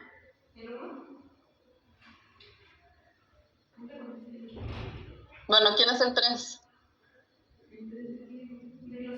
Nosotros, profesora. Nosotros. ¿Quién es? ¿Vania? ¿Vania Valeria? Sí. Ok. Luis Alberto.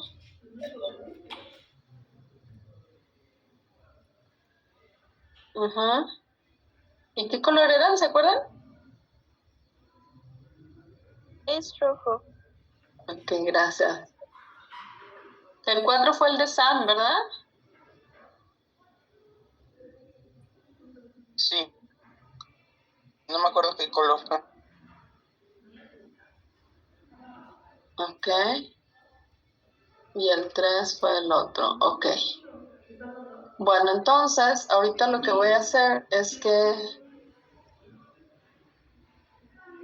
voy a formar las salas para que puedan ya trabajar en sus equipos. Mientras, lo que estoy haciendo en las salas, por favor vayan dándole una leída o si quieren tomar 5 minutitos de break en lo que formo las salas y ya regresamos para enviarlos con sus equipos, ¿va? Bueno, les doy 9 minutos. ¿Okay? Y mientras formo las salas. Sí, mientras forman las salas. Gracias. A ustedes.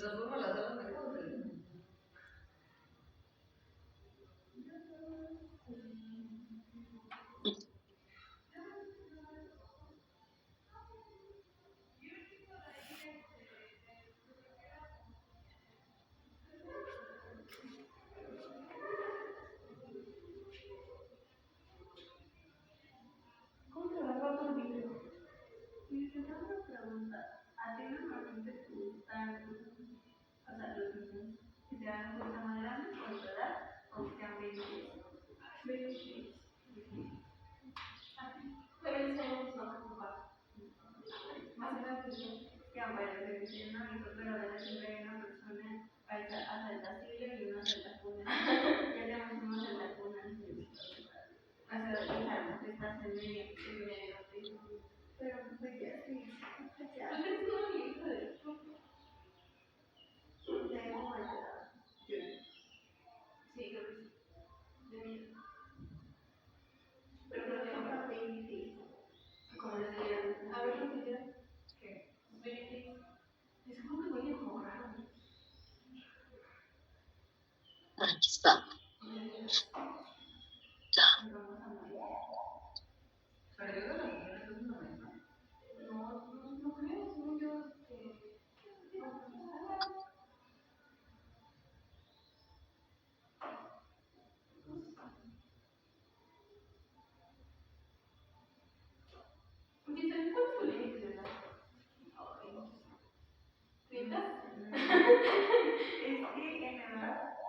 para mí es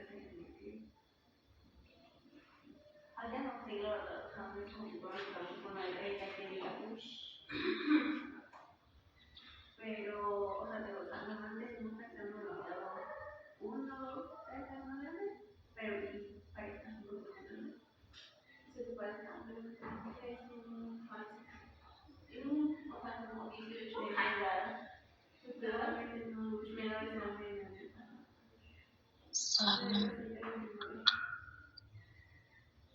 Dos. Azul. Rey.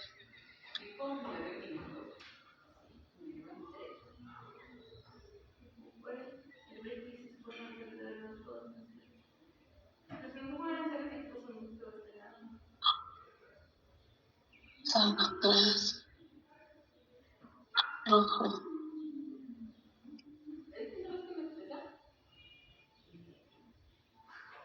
Sana. Cuatro. ahorita, o sea, voy a tomar una hora de la clase en el metro.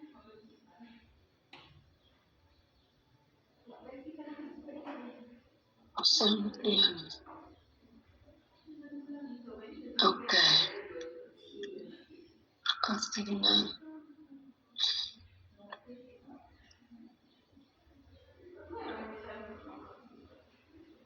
Accent.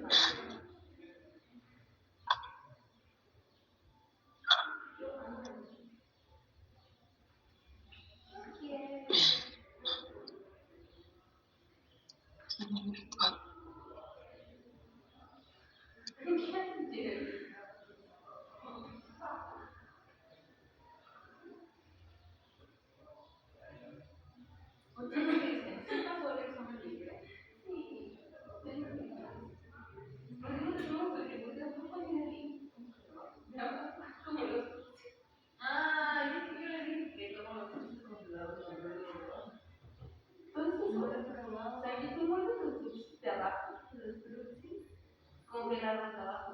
¿Ya? Ah, sí, todavía tiene mucho tiempo que no he comprado uno, pero está bien. Yo ya no podía, después de ver. ¿Qué verdad? No sé si le caen bien. Oye, ya sabía.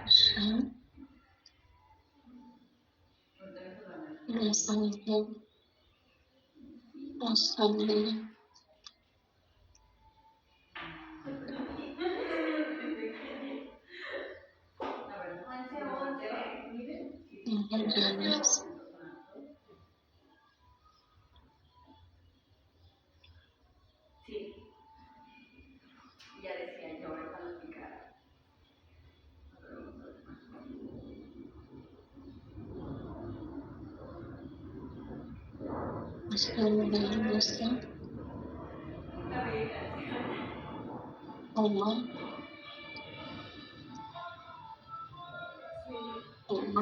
Mi hermano llegó un punto que me todas las versiones de esa perra canción de las naciones.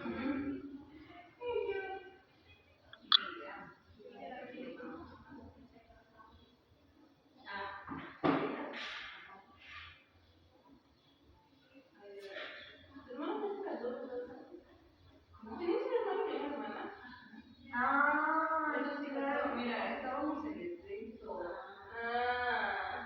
Ajá, otra vez. Entonces, ¿cómo se llama? Mi hermana, hasta mi hermana ya está aquí en los proyectos. Nuestro niño de aquí, ajá. Pero sí, como ellos sí tienen casas de malvade. Y mi hermana, apenas. Ah, los terrenos de su novia, la botella de y tú, los gritos de mujer. ¿Cuántos años llevas con su novia?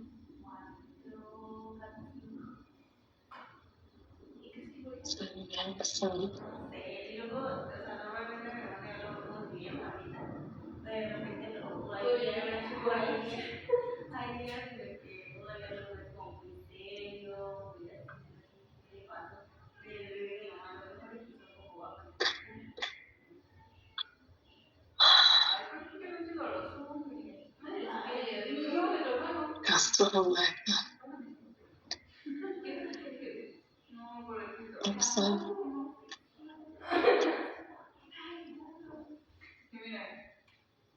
le das acá,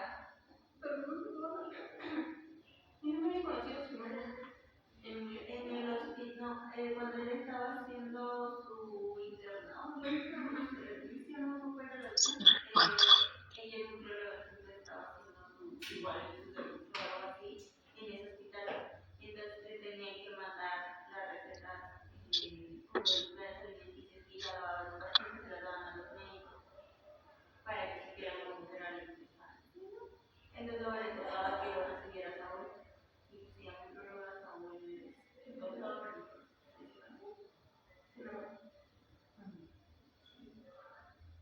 Pero tú estás muy ahorita o algo así, 5 años. Yo digo, es súper raro, es como este.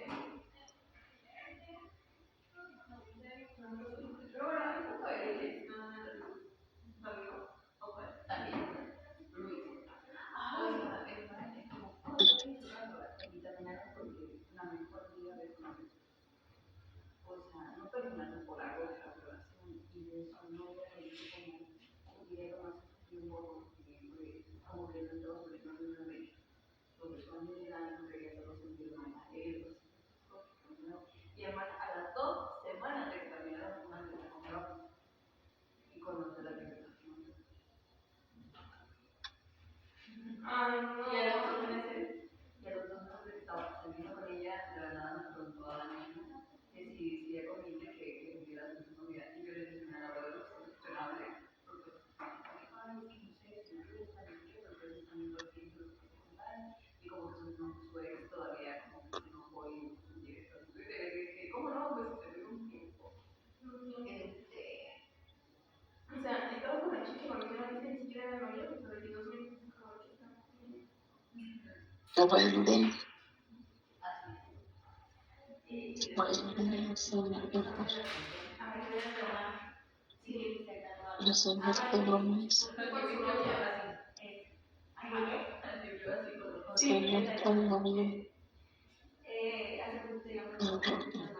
Que al parecer el paso es que su novia lo terminó a él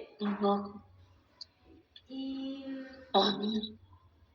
como que la niña quería seguir estando con él, pero se hizo novio y pues él la le gustó y él lo hace, y entonces le dijo como de que no, yo ya no quiero estar con ti, que no sé qué. Y entonces digamos que según al parecer tenían un segundo y ella se lo quedó, ella se lo quedó y ella le mandó un mensaje y le dice, oye, ¿sabes qué? Se llama Rachito, o se llamaba Alexis. Y entonces él como de acá, tú tranquila, tú hiciste lo posible, y entonces ella en la nada le dice de que, bueno, oye, entonces ¿cuándo te puedo ver para darte tus cosas? Y él así de, no, pues quédatelas o tíralas, de que no me las quiero quedar. Y él le quedó como insistente de que, ahora no tenía que ver, eso de tener que ver tus cosas. Y es de que, no, ni siquiera estoy en mi casa, o sea, no, o sea, mejor ve y tíralas, o sea, no te cuesta nada. Entonces ya la terminamos así peleando, y estábamos insistentes. Pero teniendo que en cuenta, se supone que fueron como 3, o terminaron, fueron 2 meses en los que estuvieron así como que regresando, ¿sí? Ya hubo el último mes en el que ya dijeron, ¿sabes qué? Ya. Y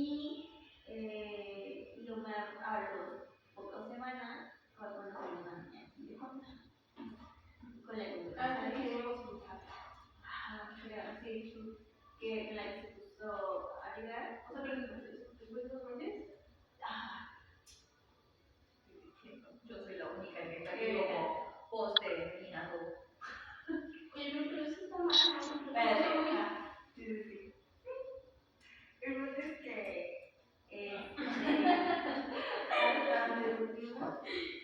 hasta donde supe,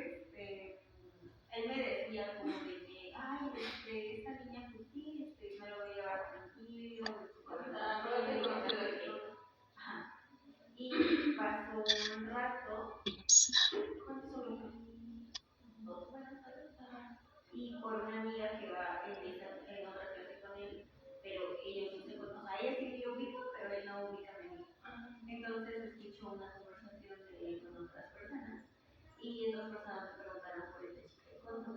Y alguien, no es nada formal ni nada, no está la cosa. Y que me se hizo raro porque ya le había contado que él me estaba diciendo que iba muy lento, que no sé qué, y lo mismo. Y hace poquito, o sea, si eso fue un miércoles,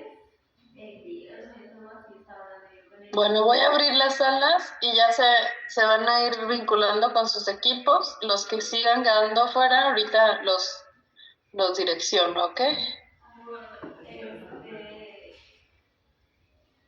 me empezó a decir básicamente que ya no tenía nada por ese chico, que no había pasado nada, que no sé qué, y justo ese día le empecé a preguntar y le digo, mi duda es porque los hombres, cuando justo terminan, para tener una relación de mucho tiempo, porque yo ya lo tengo, entonces poquito, digo, porque buscan luego tener otra relación. Y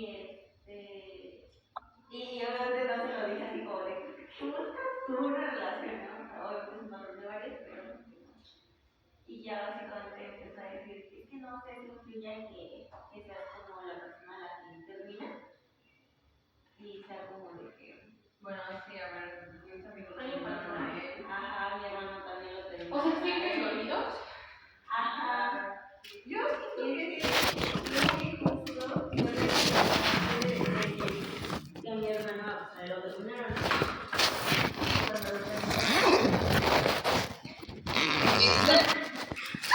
¿Dice Jimena? ¿Qué cosa?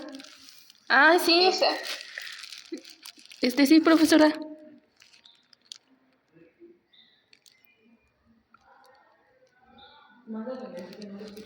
¿No?